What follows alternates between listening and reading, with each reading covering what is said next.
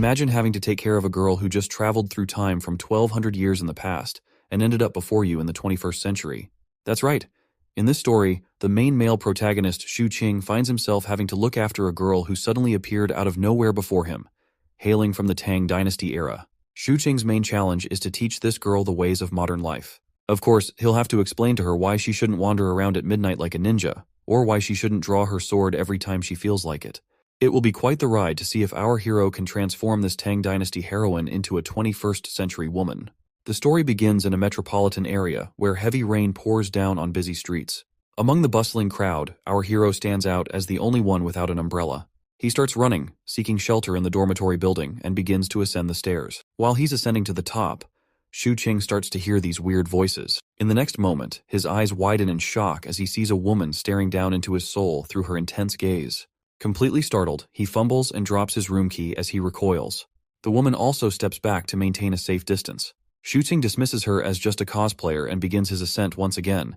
But when he takes a closer look at her attire, he's surprised to see how realistic it appears. Despite this, he shakes off his thoughts and continues up the stairs, convinced she's just a dedicated cosplayer. Before he can step into his room, the woman calls out to him from behind, telling him to hold up. Xu Qing pauses, turns back, and casually mentions that this is where he lives. The girl looks a bit spooked and quickly steps back, keeping a cautious distance. Seeing her reaction, he starts feeling a tad embarrassed, wondering if he looks so rough that even a girl finds him a random street molester. Anyway, he heads into his room. He takes a quick peek outside before closing the door, only to find her still lingering outside. After shutting the door, he takes off his soaked slippers and shirt. And after taking a steamy bath, he grabs a can of cola and also picks up the bag of cat food, calling out to his kitty, Melon. Right on cue, the little furball shows up with a sparkle in her eyes and eagerly digs into her meal. Meanwhile, our hero starts chugging down that refreshing cola as well, relishing that fizzy madness with every gulp.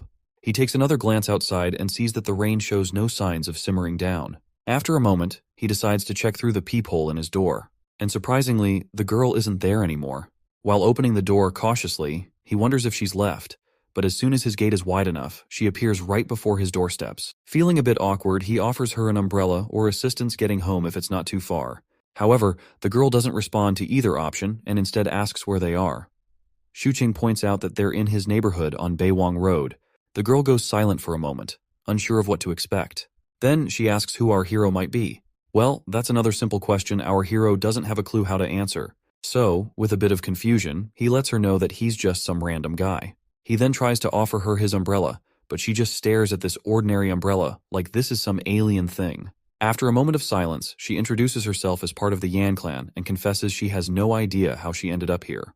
Her admission leaves our hero scratching his head, wondering if she's just a girl caught up in some cosplay fantasy. He sighs out of exhaustion and motions for her to come inside while he tries to call for help. As he dials Guard Cho's number, the woman's eyes lock onto the TV. An ad starts playing, and without hesitation, she slices the TV with her blade. Her face goes white as if she's seen some kind of dark magic that needs immediate vanquishing. The boy stands there, stunned, while the guard asks about the weird noises in the background. The girl turns to him with her bloodshot eyes, giving him an intense glare. Once our clueless hero is not in the position to utter a single word, the guard abruptly hangs up, thinking maybe our hero is tied up with something urgent. Xu Qing scratches his head, looking puzzled, and asks her where she came from. Meanwhile, the lady wants to know if the people inside the weird glass thing are dead, and she's curious about the folks he was chatting with on his brick. Seeing her those straw sandals she is wearing, the boy wonders if this quirky lady could even afford to replace the fancy TV she just sliced. Finally, he raises his hand in a calming gesture, reassuring her that he's a decent guy, and suggests she puts her sword down. After she retrieves her sword from the TV, the boy asks her name and where she's from. She promptly replies her name is Jiang He, and she's a disciple of the Yan clan. He compliments her for coming up with such a cool name and jokes if her Yan clan is loaded enough with cash to compensate him for his broken TV. The lady gets confused and asks how he doesn't know someone as prestigious as the Gusu Yan clan. The boy simply shakes his head, admitting he's never heard of them. Her silence speaks volumes, as if she's offended by this guy who doesn't even recognize her clan. Seeing her tense expression, the boy reassures her again that he means well, and gives her the green light to ask any questions she wants. The lady timidly admits she just wants to find her way back to the Yan clan. Our hero, still clueless about where this Yan clan might be, reminds her that they're in the city of Jiangcheng and asks if she knows it. The woman stays silent, and now our clueless hero is starting to rub his head in frustration, because he really doesn't want to entertain the idea that she might actually be from ancient times. So he asks her who is her emperor, but the puzzled lady insists that her emperor is one everyone should know about, which leaves our hero scratching his head at her cryptic response. She stares at him in confusion, wondering why he doesn't know about the emperor. She then asks our hero if it's the 16th year of Kaiyuan. Her answer shocks him, prompting him to pause and immediately start scrolling through his phone for information. He's amazed to find out that in the 16th year of Kaiyuan, it was during the reign of the 7th emperor of the Tang dynasty, known for the longest reign in the dynasty's history. To confirm if she's truly from the past, he asks if she knows Li Longji and mentions other famous figures from that era. The lady lights up with joy to realize he knows these names and eagerly asks where she can find them. With an anxious smirk, Xu Qing jokingly tells her she might find them in a Chinese mobile game. Suddenly, a delivery man calls from the doorstep, and the lady instantly grabs her sword to confront the intruder. The boy rushes over, urging her to calm down because it's just someone delivering food, not a threat. Lady Zhang asks if the man is a servant, but our hero explains this man is just here with a food delivery. As he accepts the food, the lady watches in confusion and amazement at this whole process of this takeout. The boy then asks if she's hungry and wants to eat something, but the girl nervously declines. Standing by the door, she asks him why everyone she's seen here has short hair, wondering if they're all exiles. Our hero reassures her that's not the case, but then he starts losing his shit and fears she might have already slaughtered someone when she first arrived here and saw those people. She quickly assures him she was just hiding in the dark. After that reassurance, he gladly proceeds to take a bite of his burger. But then, the girl creeps over his face once again, asking about the short hair once more. With a mouthful, he explains it's just a local style, nothing special. Her eyes fixate on the juicy wrap, filled with meat and veggies. She can hardly resist the temptation, but she snaps herself out of it and declines eating again. He suggests she quench her thirst with the soda if she does not want to eat anything, telling her it's super sweet and probably unlike anything she's ever had before. Lady Zhang gets angry, feeling insulted by his comment, and accuses him of looking down on her. Our hero quickly clarifies that he was just trying to offer her something to eat. As their argument heats up, they start bickering like an old married couple. In the midst of their squabble, our hero accidentally knocks over his can of Coke, spilling it all over the place. The fizzy drink starts bubbling on the floor. Seeing the strange liquid spread, the girl stares at him in disbelief, thinking he was trying to force her to consume this weird, black, and disgusting substance. The poor guy sweats nervously, insisting that it's not poisonous and attempting to explain the concept of a carbonated drink. But these modern concepts make no sense to the girl from ancient times. In a fit of rage, she pins our hero down and glares at him with fiery eyes before she can slice his head off. Shortly after, she calms down a bit when he proves the drink isn't poison by chugging it himself. The girl finally gets it, and our hero tells her to stop drawing her sword every time, mentioning how she freaked out his cat, Melon. He then looks at her and realizes there are only 3 options to get rid of her. Option 1, trick her into going outside and let her freeze or starve, but he knows she'd end up on the news. Option 2, call the cops, but she might go berserk and make a mess for him by killing those officers, and just thinking about it gives him the creeps. The third option is to keep an eye on her. Since she's from ancient times, he might learn some neat stuff from her, but he's also worried she might chop him in half if she keeps brandishing her sword. Instead of regretting it later, he decides to take her in and see how things go. With that settled, he offers her the burger.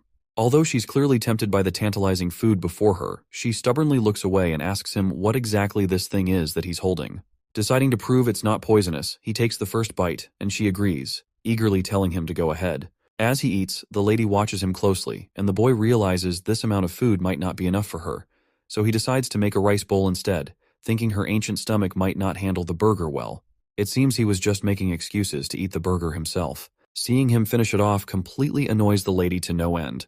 He gestures for her to sit down, but she cautiously checks the seat by pressing her hand against it before sitting down cautiously. Let's face it, she can't trust this strange guy completely, even though he did offer her his umbrella. His room is filled with oddities, and he eats weird stuff too, so she decides to remain vigilant and careful. She asks about this place again, and our hero reminds her it's Jiangcheng City. The lady then asks if he knows how she can return home. This time, our hero panics when he sees her reaching for her sword again and insists she puts it down before he answers. Once the sword is out of sight, he somberly reveals to her that she might not be able to return because they are really far from her home. The girl perks up at this and immediately asks how far away they are. Our hero reluctantly tells her it's almost 1,200 years away. The girl asks what he means by 1,200 years, so he explains that it's been that long since she came from her time. Famous folks like Li Bai, Yang Yuhuan, and Lu Shan, all ancient history now, dead and gone for over 1,000 years. She's totally shocked by this news and straight up calls him a liar. But the boy tells her to just look around. Nothing's the same. This world runs on its own rules now. It could be cool if you get the hang of it, but also risky. She's still not buying it and raises her sword to his face. He calmly reminds her that waving swords around is against the law, and she better learn the rules fast. The woman asks why he's bothering to help her out. The boy explains it's kinda like how he rescued his fat cat Melon from the tough outside world. He just felt like he had to help. But our hero needs to pick his words better because she gets ticked off again, thinking he's comparing her to a cat. After a bit of thinking, she figures he's not such a bad guy since he let her in and offered food. So, she asks him again why he bothered helping her. Our hero says meeting a quirky ancient girl like her isn't something he encounters every day, and he's genuinely curious about her. He adds that she'd probably be curious too if their roles were reversed. The lady quickly shuts that down, saying if someone as weird as our hero showed up in her era, the chief would have chopped him down right away. The guy reminds her that this era is all about peace and love. He tells her that as long as she's living here, she better learn to follow the law, never hurt people, and not destroy anyone's belongings.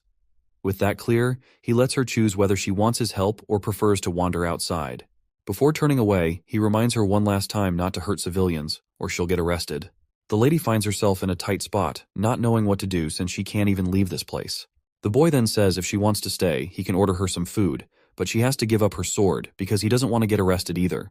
With no other options, she reluctantly throws her sword down. With that settled, he starts brainstorming what to order for her that won't be too foreign for her. He briefly considers ordering some mooncakes, but then decides to get her some rice and buns instead. He tells her to take a shower while they wait for her food to arrive. The woman, clueless, asks where she's supposed to bathe. Our hero leads her into the bathroom, which leaves her amazed at the sight. He tells her not to be too surprised because there are many more surprises to come, and reassures her not to be afraid as everything here is harmless. For instance, he shows her the shower, and she looks at it curiously like a puppy. She tries it out herself, and our hero can't resist capturing her curiosity on his phone. He then introduces her to bath shampoo and the concept of toilet. Afterwards, he waits outside while she showers. He rummages through his stuff, trying to find something suitable for her to wear. Inadvertently, he opens the bath door while attempting to knock, realizing she doesn't even know how to lock it. Nevertheless, he informs her he doesn't have any women's clothes, so she'll have to wait for proper clothing. He decides to teach her how to lock the door in the meantime. Shortly after, he is kicked outside, but the lady is now enjoying her first shower in this new world. She even tries tasting the shampoo bubbles, but ends up spitting it away. Meanwhile, our hero is questioning if all of this is actually real. He picks up her sword and closely examines the gleaming blade, deciding to have an expert check if it's authentic or not. The girl emerges from her bath in her new outfit, and while our hero is busy with something else, she asks what he's writing. He doesn't respond immediately, but eventually hands her the paper. It lists out current issues that need addressing, and she starts staring at it intently. There are everyday products written down which she is supposed to utilize in her daily life. She then complains about her current clothes, to which the boy says she looks pretty and clarifies that he's not hitting on her, he's just giving a compliment, like people usually do when someone looks good. But still, she sternly tells him to lay off any flirtatious remarks. Suddenly, he notices her straw slippers and tells her to put them away, promising to get her new ones tomorrow. While he's admiring her cuteness, a sudden knock on the door scares the lady, but Shuqing reassures her it's just a delivery boy with food. Reflecting on it, he can't help but compare her to a wild cat, always attentive and ready to attack. After taking the food out of the plastic bag, he hands it to her. That is when Lady Jiang remembers something her vice captain used to say, that if someone is helping you for free, they must have ulterior motives. Hearing this, Shuqing starts crying, but then she smiles and tells him that she believes he's actually a good person. In a few moments, once she finishes her food, Shuqing decides to have a chat with the girl. He starts by letting her know that she's not in the primitive era anymore and needs to adjust her beliefs accordingly. He tells her that if she were to rely on her sword for survival and ends up killing him, she wouldn't last more than a week before running out of food. So, he advises her to stop playing around with the sword and focus on other things, like using the TV for entertainment. He also points out that the smartphone can be quite useful too. Basically, he's trying to reassure her that she's perfectly safe here and no one is going to harm her. Hearing this, the girl nods and acknowledges